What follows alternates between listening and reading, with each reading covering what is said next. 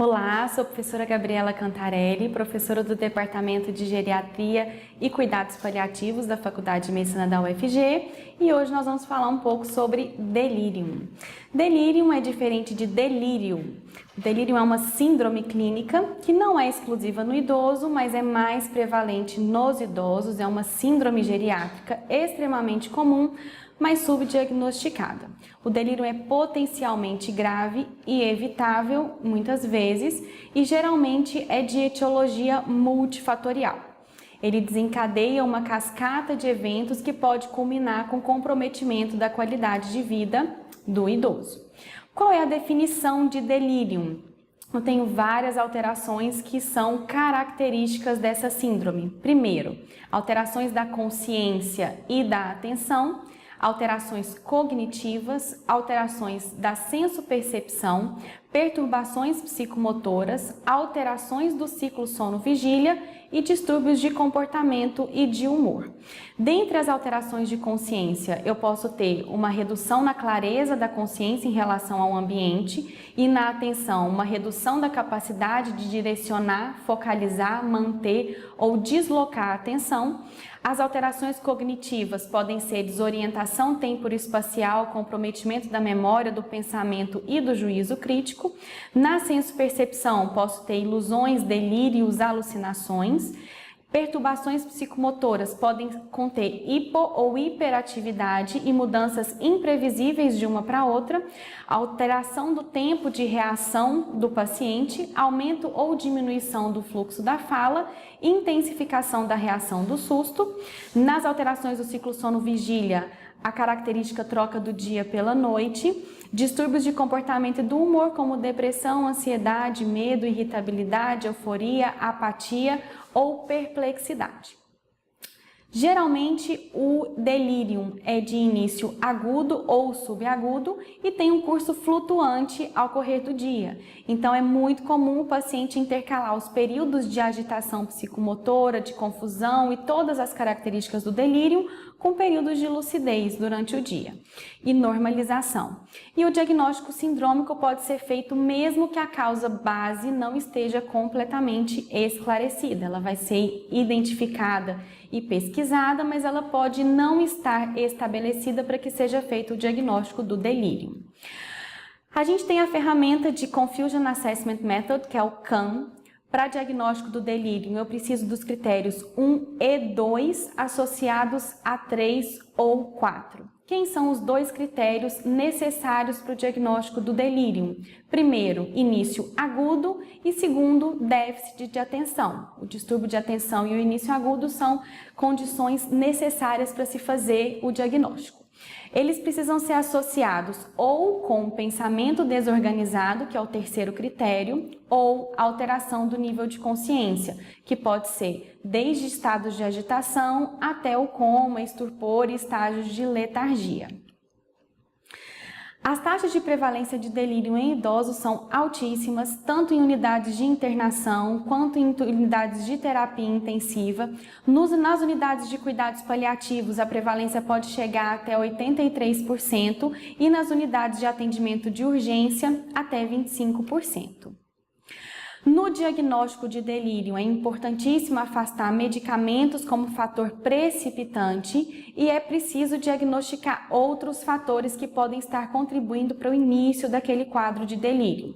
É necessária uma história clínica completa, o exame físico pormenorizado, o exame neurológico, o toque retal, a avaliação geriátrica ampla e podem ser necessários exames complementares para identificar o fator precipitante. Então, no caso dos idosos, nós temos os fatores que são predisponentes, ou seja, que aumentam a chance do paciente evoluir com o quadro de delírio, que são inerentes a ele, como demência, déficit visual e auditivo, história de etilismo, várias doenças crônicas, as multimorbidades, insuficiências orgânicas, o uso de polifarmácia, depressão, fragilidade, desnutrição. O paciente com declínio funcional ou com imobilidade são pacientes mais sujeitos a evoluírem com delírio. E nós temos os fatores precipitantes. Os principais são os medicamentos, e é importante ressaltar que é tanto a introdução quanto a retirada de medicamentos em uso, as infecções, etilismo, distúrbios hidroeletrolíticos, distúrbios ácido-base, anemia, impactação fecal, pós-operatório, situações de hipóxia ou hipoglicemia, crises tireotóxicas, descompensações de doenças subjacentes como insuficiência cardíaca, infarto agudo do miocárdio, tromboembolismo pulmonar, acidente vascular encefálico ou arritmias e insuficiências hepática ou renal. Nós temos os modelos multifatoriais de delírio que relacionam a vulnerabilidade do paciente ao delírio e o fator precipitante, ou seja, pacientes que têm idade reduzida, são jovens, com baixa carga de comorbidade, são pacientes com baixa vulnerabilidade ao delírio, ou seja, os fatores precipitantes têm que ter uma alta carga para precipitar o delírio, tem que ser casos graves, por exemplo, casos de sepse. Já nos idosos, pacientes com demência, pacientes que têm multimorbidades, têm uma altíssima vulnerabilidade para desenvolver delírio, então mínimos fatores precipitantes podem levar à evolução para o delírio, ou seja, uma baixa exposição a um medicamento que tem um potencial anticolinérgico pode ser suficiente para precipitar o delírio nesse paciente. Os fatores perpetuantes, ou seja, o paciente que já está em delírio, existem fatores que perpetuam essa situação, ou seja, não descobrir qual é a causa precipitante, estados de desidratação, de distúrbios eletrolíticos, a manutenção em hipoxemia, manutenção dos medicamentos que estão desencadeando e precipitando, a imobilidade, as invasões que são características de internações hospitalares, como sondas, cateteres, contenção física, ou seja, a restrição mecânica é um fator perpetuador do delírio e é muitas vezes feito em ambientes de assistência hospitalar. Ambientes pouco familiares, isolamento, ou seja, a própria internação pode perpetuar o delírio. Estados de hiperestimulação, às vezes a luminosidade, por exemplo, ruídos. E o delírio terminal, de pacientes que estão em cuidados paliativos que podem ter o delírio perpetuado. Nós temos basicamente 3 tipos de delírio: o hiperativo, em que o paciente apresenta um quadro de agitação psicomotora, com estado de alerta elevado, inquieto, agitado, com alucinações e comportamentos inapropriados. Nós temos o delírio hipoativo, que é mais subdiagnosticado ainda, que é um quadro em que o paciente apresenta letargia, sonolência, fala incoerente, falta de interesse, muitas vezes passa despercebido ao olhar da equipe multiprofissional. E o delírio misto, que oscila períodos em hiperatividades e hipoatividade. Existe um diagnóstico diferencial de delírio importantíssimo de ser estabelecido, que é o de demência. Nós temos no paralelo entre os dois diferenças importantes que devem ser consideradas para o diagnóstico de um ou de outro. O início do delírio costuma ser agudo, enquanto a demência tem um início insidioso e progressivo. O curso do delírio costuma ser flutuante nas 24 horas, a demência tem uma piora progressiva ao longo do tempo. A duração do delírio costuma ser de dias a semanas, enquanto na demência de meses a anos, é uma situação crônica. A atenção no delírio é muito prejudicada, enquanto na demência pode ser preservada, exceto nas fases graves avançadas da demência. A consciência no delírio geralmente está alterada, enquanto na demência preservada. A psicomotricidade, geralmente no delírio, está aumentada ou diminuída, ou seja, pode oscilar de acordo com o delírio ser hiperativo ou hipoativo, e na demência costuma estar inalterada. A reversibilidade do delírio é possível e, infelizmente, na demência não há possibilidade ainda de reversibilidade. Geralmente, existe um fator que desencadeia, que precipita o delírio, enquanto na demência não existe esse fator. E a funcionalidade no delírio pode ser preservada até o início do quadro, enquanto na demência, na evolução, ocorre uma piora lenta e progressiva. Os exames complementares solicitados nos casos de delírio, importante, laboratório, hemograma, glicemia, ureia, creatinina, função hepática, eletrólitos, enzimas cardíacas, para diagnóstico diferencial de síndrome coronariana aguda, funções tireoidianas, urina 1, ou seja, EAS, urocultura, raio-x de tórax, eletrocardiograma. Vocês percebem que os exames complementares são muito voltados para a identificação de qual é o fator precipitante do delírio no caso. Outros exames que podem ser solicitados em casos específicos, gasometria arterial, exames de imagem encefálicos, hemocultura, exame licórico, ecocardiograma, níveis séricos de medicamentos e metais pesados e o eletroencefalograma, que são raramente necessários na avaliação do delírio. Para tratar, como é que eu vou tratar o delírio?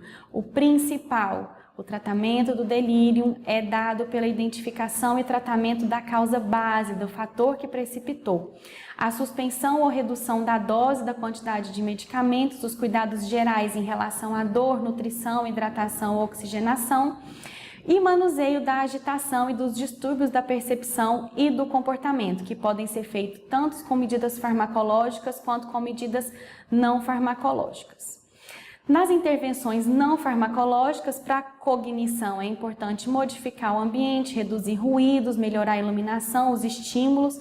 Às vezes é comum, durante a madrugada, ser administrado medicamento no paciente, o paciente é despertado, é acendida a luz, então essas coisas podem contribuir. A orientação do paciente, explicar que tudo que está sendo feito para ele em linguagem simples, para que ele consiga compreender, permitir a presença dos familiares e controlar as visitas, que podem ser fatores estressores, corrigir deficiências sensoriais, ou seja, trazer para a internação os óculos, as próteses auditivas, retirada de rolhas de cerume, que podem alterar a senso-percepção do paciente. A manutenção do sono, não acordar para dar medicamentos, são medidas simples que muitas vezes podem ter um impacto importante. Estimular a mobilização, evitar a contenção física, a restrição mecânica do paciente não deve ser feita nos casos de delírio. A hidratação com nutrição, tratar a dor, otimizar a prescrição e controlar e fazer sempre as avaliações de eliminações fisiológicas e a higiene desse paciente.